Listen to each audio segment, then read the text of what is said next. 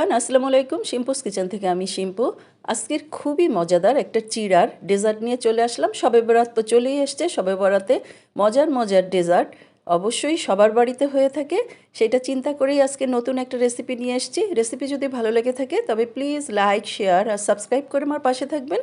আর সবার আগে রেসিপি পেতে অবশ্যই বেল বাটনটা ক্লিক করবেন। তবে চলুন দেখে নেওয়া যাক। প্রথমে আমি এখানে 1/3 কাপ গুড় নিয়েছি, আপনারা যে কোনো গুড়ই নিতে পারবেন।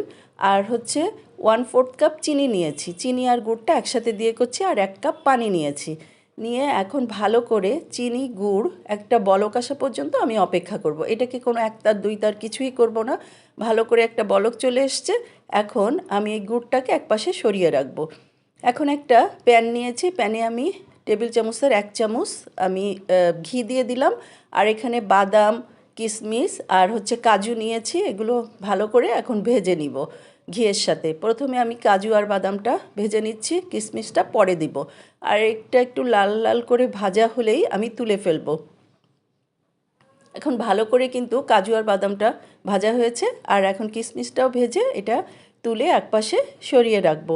আর এই ডেজার্টটা খেতে কিন্তু অসাধারণ লাগে। চিড়ে দিয়ে এত মজার একটা ডেজার্ট হয়, না করলে কিন্তু মানে বিশ্বাসই করবেন না, এত মজার ডেজার্টটা হয়ে থাকে। আর এখানে আরও আমি যেই প্যানে করেছি সেই প্যানেই আবার আমি ঘি দিলাম আবারও 1 চামচ। আর 1 কাপ চিড়ে দিয়ে দিচ্ছি। আর এই চিড়েটা কিন্তু আমি ধুইনি, একদম শুকনা চিড়া, ভালো করে পরিষ্কার করে দিয়ে দিলাম। আর এই চিড়েটা একটু লাল লাল করে ভেজে নিতে হবে। কালারটা কিন্তু অনেক চেঞ্জ হয়েছে। এরকম লাল লাল করে চিড়াটা যখন ভাজা হয়ে যাবে তখন আমি যে গুড়টা জাল দিয়ে রেখেছিলাম সেই গুড়টা সম্পূর্ণ ঢেলে দিব। আর জালটা কিন্তু একদম লোতে থাকবে, যেহেতু চিড়াটা সিদ্ধ হবে। আর এখন দিয়ে দিব 1/2 কাপ একদম ফ্রেশ নারকেল। নারকেল একদম ফ্রেশ নারকেল কুড়িয়ে নিয়েছি, নারকেল 1/2 কাপ দিয়ে দিলাম। এখন ভালো করে নেড়ে এটাকে ঢেকে রাখবো। জালটা কিন্তু একদম আস্তে আছে আমার। আর ঢেকে রেখে এখানে একদম এই যে গুড়ের পানিটা আছে, এই পানিটা টানলেই কিন্তু আমি এখানে বাদাম, কিশমিশ এগুলো দিয়ে দিব। আর পানিটা টানা পর্যন্ত অপেক্ষা করি। পানিটা কিন্তু বেশ খানিকটা টেনে গিয়েছে। এখন যে আমি বাদাম, কিশমিশ ভেজে রেখেছিলাম, কাজু, সেগুলো ঢেলে দিলাম। আর এই চিড়ের পানি মানে গুড়ের পানিটা যখন টেনে যাবে তখন এই ডেজার্টটাও তৈরি হয়ে যাবে।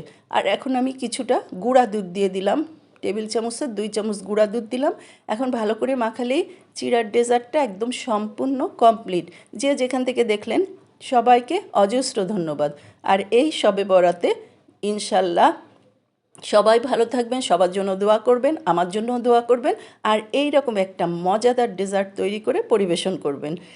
আর যারা সাবস্ক্রাইব করেছেন তাদেরকে অনেক অনেক ধন্যবাদ। যারা এখনও আমাকে সাবস্ক্রাইব করেননি প্লিজ একটু সাবস্ক্রাইব করে দিবেন।